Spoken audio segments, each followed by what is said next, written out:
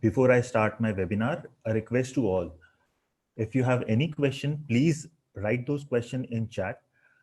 After the webinar, I will try to answer as many questions as possible. If due to time, if I'm not able to answer any particular question, I'll try to answer that question on our Facebook page. So please see the answer of your question on our Facebook page as well.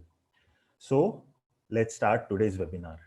Today, I, Dr. Sachin Kadams, Chief Technology Officer of Advanced Cells Group, will be speaking about the diabetes and COVID-19 to see how they complement each other, making us more sick. Today, approximately 463 million adults are living with diabetes, with around 232 million people with diabetes are still undiagnosed. Of these total diabetic population, 79% of adults are living in low and middle income countries like India. And now with COVID-19 pandemic, which have infected around 6.2 million as of today, have become serious threat to a mankind. Moreover, the complementary effect of COVID-19 and diabetes have made diabetic people more vulnerable. Hence, the today's topic, tying the knot of known with unknown, diabetes and COVID-19.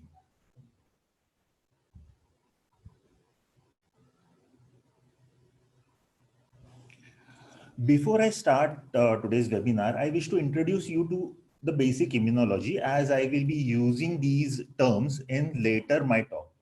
So when we talk about immune system, this immune system is comprised of various types of cells. For example, T cells, B cells, macrophages, etc. The cells of an immune system are more like an army.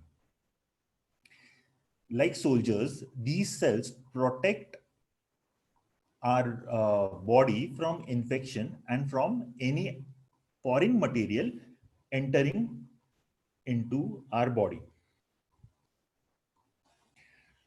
So these immune warriors, or so-called soldiers, fight with virus and bacteria, recognize them and identify them as an antigen or foreign substance, and then destroy them.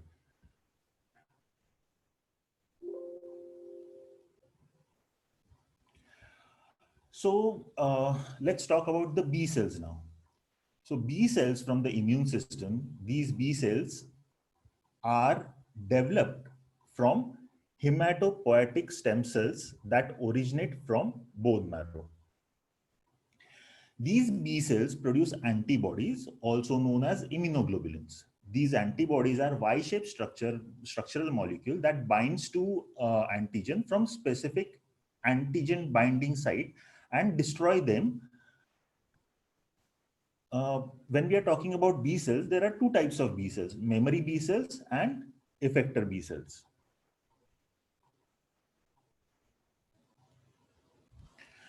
The memory B cells are made up of B cells that has been exposed to particular antigen. The memory cells have an immunological memory which will help them to identify same or similar type of antigen during infection. During second infection, these memory B cells produce more fast and elucidate effective immune response. Second type, the effector B cells, are also known as plasma cells. The basic function of the plasma cell is to produce and secrete antibodies. These antibodies bind to antigen and makes them easier target for phagocytosis or complement activation. Now, let's talk about T cells. T cells are mainly of two types. Cells which express CD4 markers on their surface are known as T helper cells. These T helper cells assist other white blood cells in immunological process, which includes maturation of B cells into plasma. T helper cells not only help activate B cells to secrete antibodies and macrophages to destroy ingest microbes, but they also help activate cytokine or cytotoxic T cells to kill infected target cells.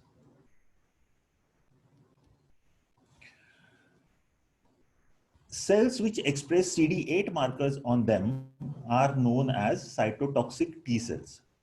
They recognize and destroy the altered cells of the body, which includes cells of the body infected by virus or bacteria.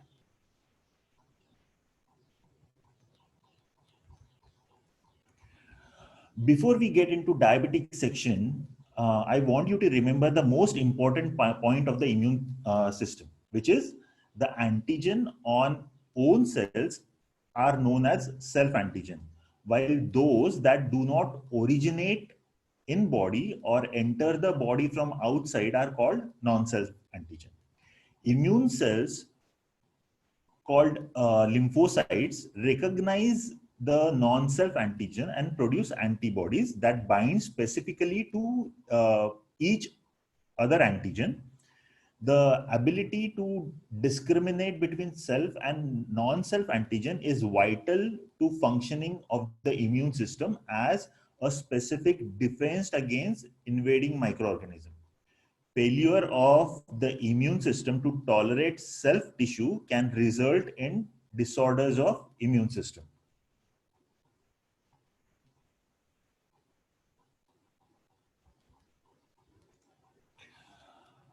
So now coming to the diabetic section, pancreas. So pancreas has a pancreatic islets, which is further made up of beta cells that synthesize or secrete insulin and amylin.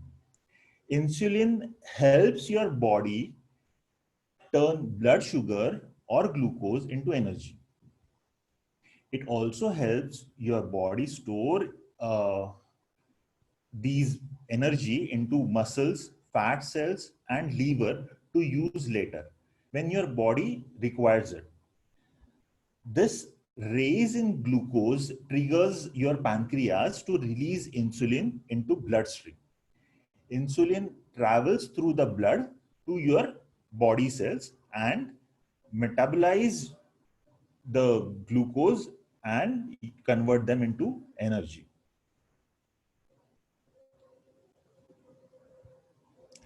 In case of type 1 diabetes mellitus, the exact cause of type 1 diabetes is still unknown.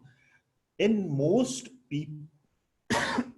people with type 1 diabetes, the body's own immune system, which normally fight harmful bacteria and viruses, mistakenly destroy the insulin producing islets. Remember the slide where I have told you the self and non-self antigen? Same case happens here. Your body identify your own cells as foreign cells and destroy them. Genetics may play a role in this process, and exposure to certain environmental factors such as viruses may trigger the disease. In case of type 2 diabetes, people with type 2 diabetes produce insulin. However, the insulin is either not enough or the body is unable to recognize the insulin and use it properly, which is also called insulin resistance. When insulin is not used as it should be, glucose or sugar cannot get into body cells and build up into bloodstream instead of that. When glucose builds up in blood, instead of getting into cell, it causes damage in multiple areas of the body. Also, since cells aren't getting the glucose they require, they cannot function properly. So when this diabetes condition happened, and if the diabetes remain untreated, it can lead to potential complications that include increased risk of various cardiovascular problems, including coronary artery disease, chest pain, heart attack, stroke, narrowing of artery, atherosclerosis, or if you have diabetes, you are, like more tend to get stroke. There are diseases like nerve damage, neuropathy, kidney disease, etc. are also a secondary complication caused by diabetes. So not only the complicated diseases, but diabetes can also has impaired effect on our immune system. Diabetes can cause immune system malfunction, triggering infection. Scientists shows that how sugar-derived molecule can weaken infection-fighting antimicrobial beta defensin peptide. So because of this, the infection can occur quickly and body cannot fight that effectively with the invasion of bacteria or viruses. So when the balance between infection and immunity is disturbed, person is more likely to get disease. If the immune system is down, chances of infections are rise very drastically. Since the topic of today's webinar is time not between diabetes and COVID-19, it is necessary to know how coronavirus affects individual and eventually what is the correlation between diabetes and COVID-19.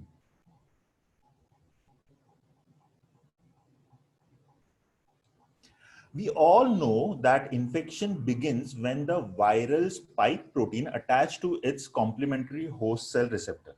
Depending on the host cell protease available, cleavage and activation allow the virus to enter the host cell by endocytosis or direct fusion of the viral envelope with the host membrane. On entry into host cell, the virus particle get rid of its outer cover or envelope and its genome enters the host cell cytoplasm. The host cytoplasm or the host ribosome translate and opens the viral genome and form a long polyprotein. Okay. Then the replication of virus begin inside the host cell.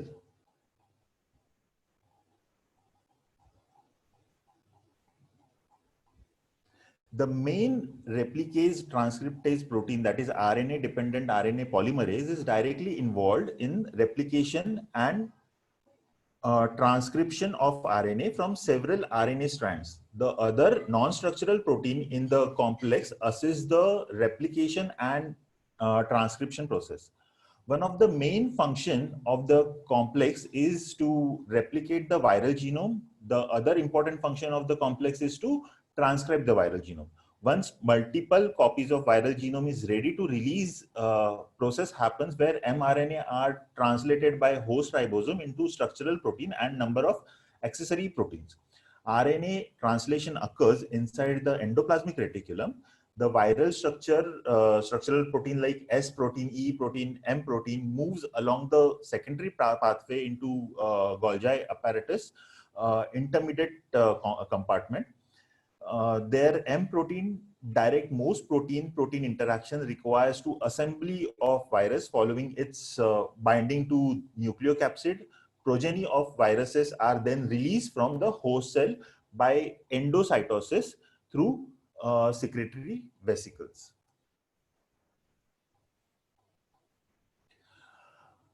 Diabetes can affect heart, kidney.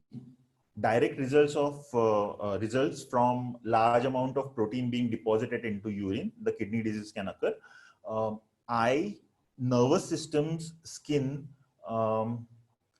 eventually the whole body in long-term complications, including stroke, peripheral vascular diseases, hypertension, urinary infection, etc., etc.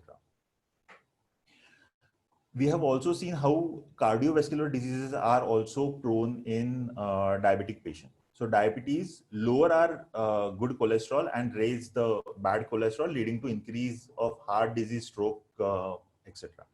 So overall, diabetes affects brain, lung, intestine, heart, blood vessels, and kidney. If we see the coronavirus, how it affects the body is the same way. The coronavirus gets into our respiratory system, then to lungs, the cytokine storm is released, and eventually the entire body gets affected. So the affected organs are same in both the cases. People with diabetes are more likely to get coronavirus infection or COVID-19 than the general populations. So what I have done is, while discussing the interaction between coronavirus and diabetes, I have just created a few questions which can arise into the audience mind, and I have tried to answer them.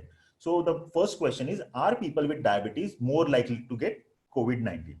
Okay, so the answer is people with diabetes are more likely to get COVID-19 than general population. The problem people with diabetes face is primarily a problem of worse outcome, not greater chance of contracting the virus. Across the globe so far, people with diabetes had a much higher rate of serious complication and death than people with diabetes, without diabetes. And generally, we believe that the more health condition someone has, for example, diabetes and heart disease, the higher their chances of getting serious complications from COVID-19. While the death toll is likely to rise as virus spread, we expect the death rate, the number of people who die from the virus as percentage of total number of people who are contracted the virus, to go down as we get better at detecting and testing this specific virus. The second question I would like to address is, do people with diabetes have higher chance of experiencing serious complications from COVID-19? So people with diabetes do face higher chances of experiencing serious complications from COVID-19. In general, people with diabetes are more likely to experience severe symptoms and complications when infected with virus. Your risk of getting very sick from COVID-19 is likely to be lower if your diabetes is well managed. When people with diabetes do not manage their diabetes well and experience fluctuating blood sugar, they are generally at risk for number of disease related complications. Having heart disease or other complications in addition to diabetes could worsen the chance of getting seriously ill from COVID-19 like other viral infection, because your body's ability to fight off an infection is compromised. Viral infection can also increase inflammation or internal swelling in people with diabetes. This is also caused by above target blood sugar, and both could contribute to more severe complications. The next question, what explains the increased risk of diabetes? We already know that the people with diabetes are at increased risk of infection and related complications. Diabetes patients have impaired immune response to infection, both in relation to cytokine profile and change in immune response, including T cells and macrophage activation. Poor glycemic control impairs several aspects of immune response to viral infection and also secondary infection in lungs. It is likely that many of the patients with diabetes across the globe have been poor metabolic control when infected by COVID-19. Many patients with type 2 diabetes are obese, and obesity is also a risk factor for severe infection. It was observed during the influenza H1N1 epidemic in 2009 that disease was more severe and had longer duration in about twice the more patients with obesity who were then treated in intensive care unit compared with other population. Especially metabolic active abdominal obesity is associated with higher risk. The abnormal secretion of adipokinase, cytokines like TNF alpha and interferon characterize a chronic low grade in abdominal obesity and may include an impaired immune response. People with severe abdominal obesity and have mechanical respiratory problems with reduced ventilation um, of basal lung section increase the risk of pneumonia as well as reduce oxygen saturation of blood. Obese subjects also have an increased asthma risk, and those patients with obesity and asthma have more symptoms and reduced response to several asthma related medicine.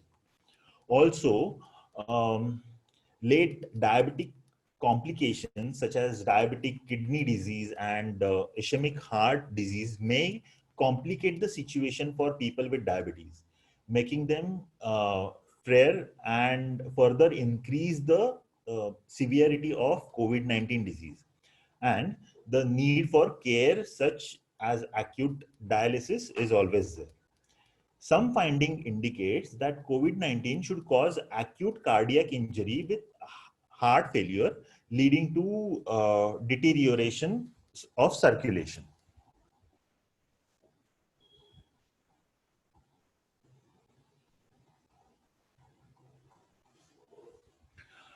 So the another question, do I need to worry about diabetic ketoacidosis or DKA?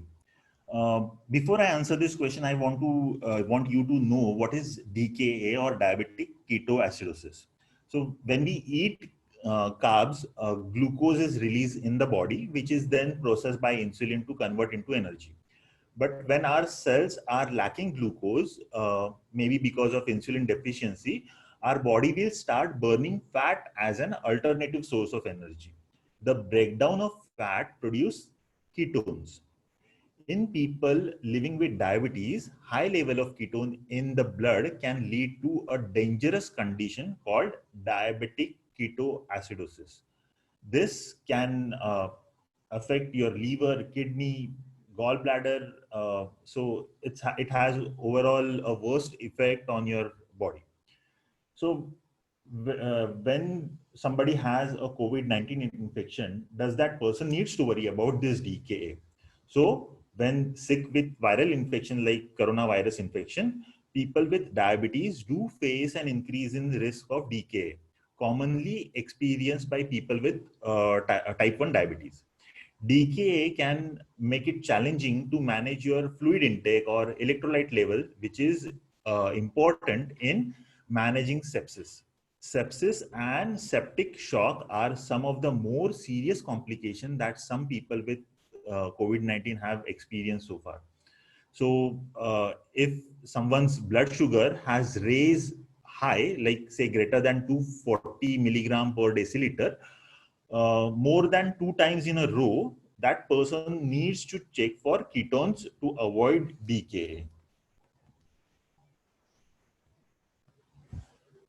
The next question, what are the symptoms and warning signs I should be watching out for, and what do I do if I think I am developing them? So when person with diabetes, suffering with diabetes, see the COVID-19 symptoms like fever, dry cough, shortness of breath, uh, that person needs to pay attention on the potential COVID-19 infection. If you feel like you are developing these symptoms, the first thing one should do is call your doctor immediately. And remember, when you call your doctor, have your glucose reading available, have your ketones reading available, keep track of fluid consumption. You can use, say, around 1 liter bottle for measurement and report that fluid consumption to doctor. Be clear on what symptoms you are having, like whether you are having nausea, you're feeling vomiting sensation, do you have a stuffy nose, etc., etc. So when you have these uh, reports and readings available, immediately call the doctor and consult the doctor for further consultation. And don't forget to ask the doctor a question, how to manage your diabetes and COVID-19 at the same time. The next question, are the risk of different for people with type 1 and type 2 diabetes? So we all know type 1 and type 2 are two different types of diabetes. So whether person suffering from type 1 is more prone than type 2 or it's a vice versa, we need to know that. So in general, as of now, we don't know of any reason to think of COVID-19 will pose a different risk between type 1 and type 2 diabetes. More important is that the people with either type of diabetes vary in their age, complications, and how well they have managing their diabetes. So based on that, the infection occurring is managed. People who already have diabetes related health problem are likely to have worse outcome. If they contract COVID-19 than people with diabetes who are otherwise healthy, whichever type of diabetes they have, like, they are prone to COVID-19 infection. The poor glycemic control is risk factor for serious infection and adverse outcome. However, the reverse is also true, and the risk of infection can be reduced through good glycemic control. There is no evidence on whether people with diabetes are more likely to contract COVID-19. I'm emphasizing on this again and again. People with diabetes appears to be at increased risk of having more severe coronavirus infection. Though evidence quantified the increased risk is highly uncertain. The extent to which clinical and demographic factors moderate the relationship between diabetes and COVID-19 severity is entirely unclear due to paucity of data. But if you are, if your diabetes is well controlled, your blood sugar is well controlled in limit, the chances of having severe COVID-19 disease post coronavirus infection is very less. Hence, the survival is more in these patients. There is something interesting, like, a connection between coronavirus and diabetes, and that is ACE. The ACE is basically angiotensin converting enzyme. The short form is ACE. So from studies conducted so far and observation of overall condition, it is very much clear that the most frequent comorbidity of COVID-19 are diabetes and hypertension. This ACE or angiotensin converting enzyme is a common link between COVID-19 and diabetes and also hypertension. Both hypertension and diabetes are often treated with ACE inhibitor.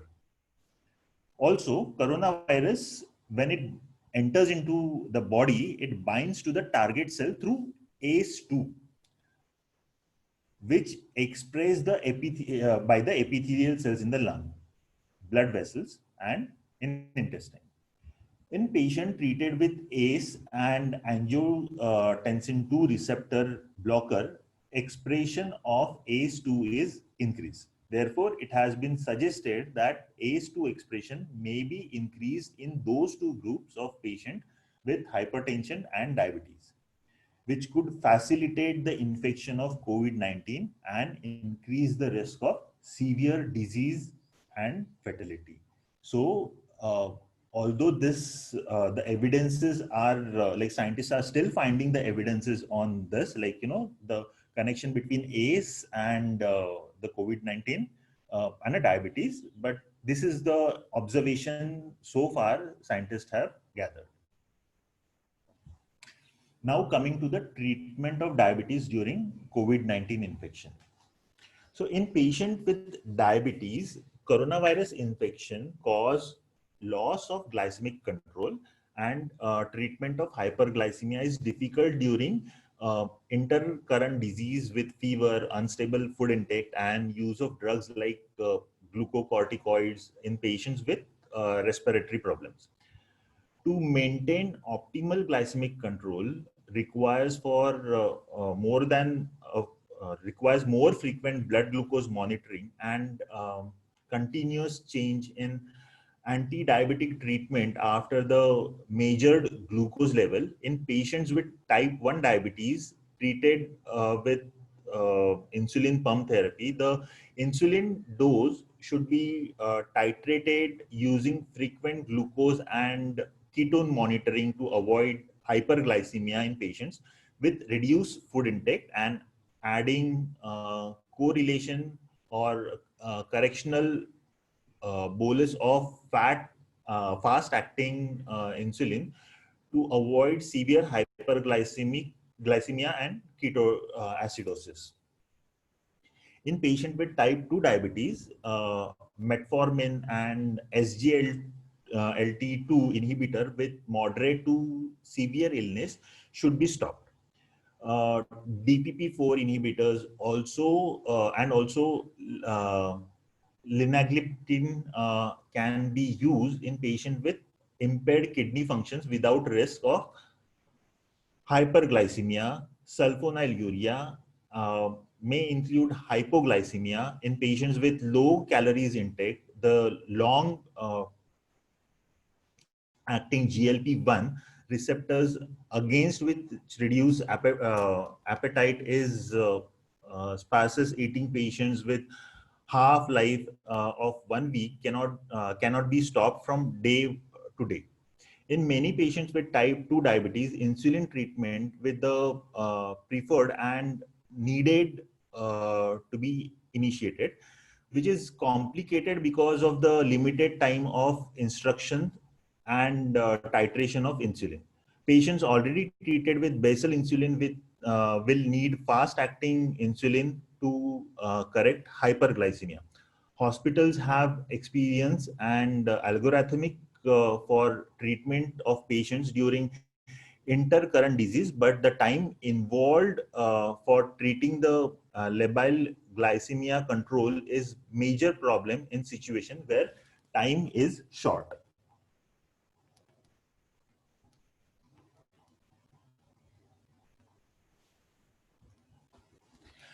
So, taken all this together, patients with diabetes are a high risk and complicated group of patients to treat for COVID-19 with an increased requirement of hospitalization. Patients with diabetes need intensive attention to reduce the risk of fatalities. Patients with diabetes should follow the general preventive or prevention advice given by the authorities thoroughly to avoid infection with coronavirus infection and eventually the COVID-19 disease. So this was all about the relation between coronavirus and diabetes.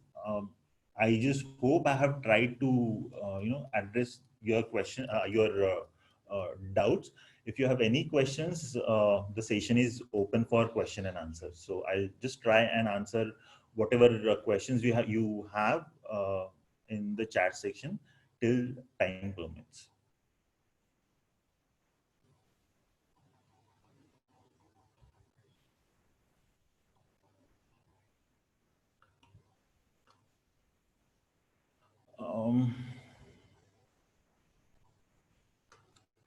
Okay. So, first of all, thank you for all of you joining this webinar. The first question is, should I stop taking certain blood pressure medication because I have heard that these drugs may affect the risk of COVID-19 infection?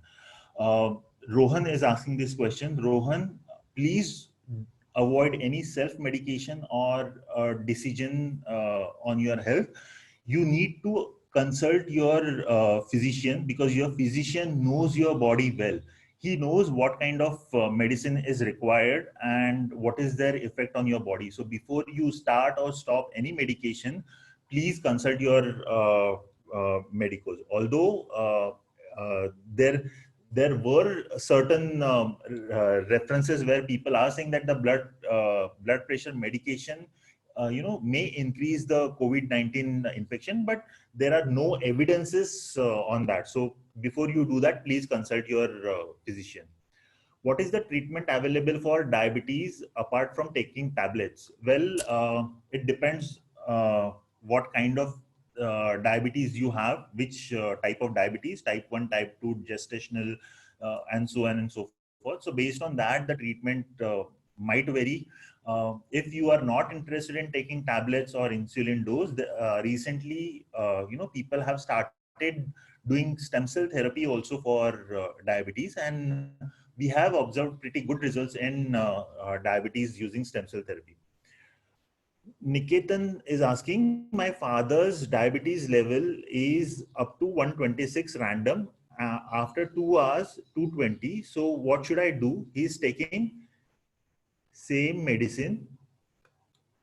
Well, I think your father should, try to control the blood sugar level. 220. I wouldn't say it's high, but it's not low either. I will say it's on the borderline.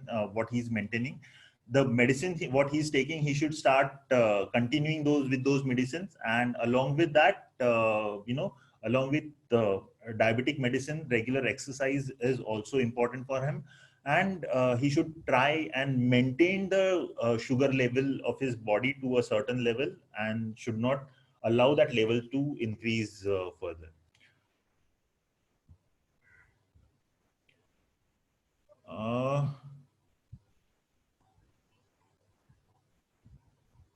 The next question.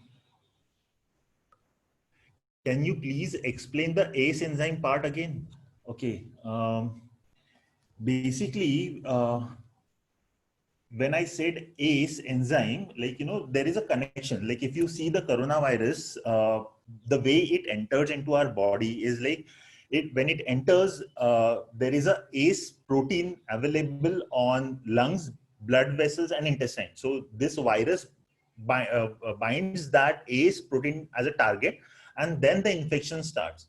Whereas when we are talking about the diabetes, basically diabetes and hypertension, this ACE is not actually an ACE, but there is a ACE inhibitor which is very active, and this ACE inhibitor, this when it is active, the chances of ACE protein, it is like the ACE protein for availability of coronavirus for binding is more, and because of that, since the ACE protein is more in number, the more number of coronavirus particle can bind to those, and the severe infection or risk of infection can increase in those patients.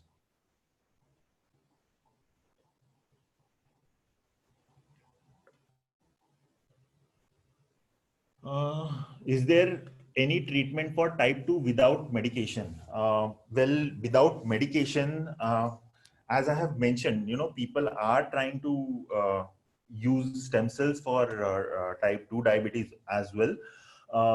However, the results are not very, very encouraging, although few patients have shown near normoglycemic level in these conditions. But yes, like the research is still on type 2 diabetes using cell therapy.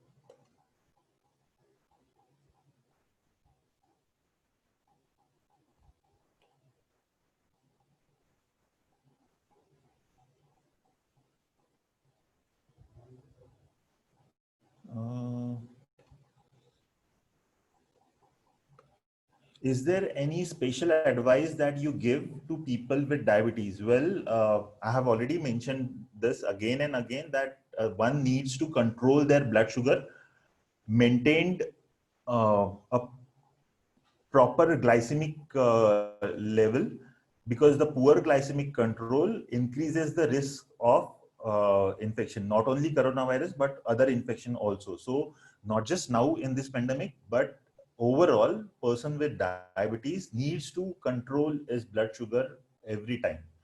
The regular exercise is must for these people. A proper diet is must, and a good rest is also important.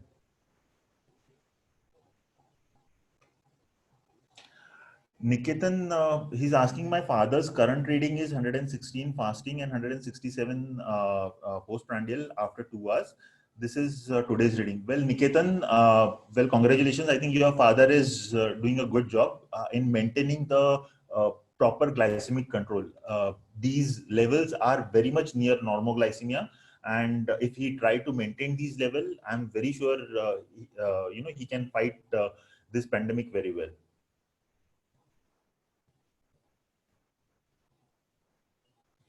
I think it's almost 40 minutes done. So I afraid I will not be able to take any more questions on this. However, I will try to answer this question on our Facebook page. So I again thank you all for joining this webinar, and hopefully see you on another webinar soon. Thank you so much.